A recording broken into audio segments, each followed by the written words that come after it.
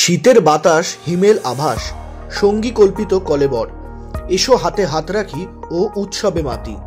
এই স্লোগানকে সামনে রেখে হৃদয়পুর নবসোপান প্রান্তিক শিশু কিশোর, অসহায় বয়স্ক মহিলা ও ভবঘুরে মানুষদের আনন্দ দিতে এই উৎসবের আয়োজন করে প্রতি বছরই। এবছরও সেই অনুষ্ঠানে ব্যতিক্রম ঘটেনি।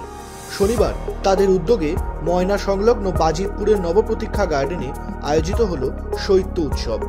নানান খেলাধুলার পাশাপাশি সাঁওতালি নৃত্য ছিল এই উৎসবের অন্যতম আকর্ষণ।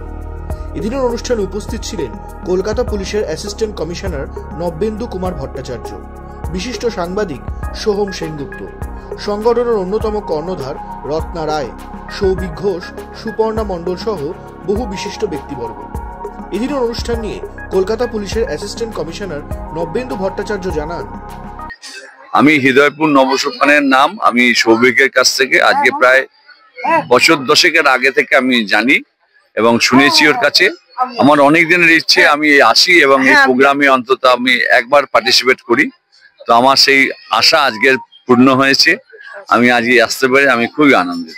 অবশ্যই আমাদের এই পথ শিশু বা এরম যারা অরফ্যান যারা আছে, এদের জন্য সত্যি যে সমাজের একটা অংশ যে চিন্তা করে, এবং তার চেয়ে বড় কথা এই যে সারমেয় যারা আছে বা অন্যান্য যারা আছে তাদেরকেও যে এই যেভাবে নবসোপান যে হৃদয়পুর নবসোপান যে এরা তাদেরকেও হাইলাইটেড করছে এবং তাদের খাবারের জন্য ব্যবস্থা করছে, এটা সত্যি খুব প্রশংসা পাওয়ার যোগ্য।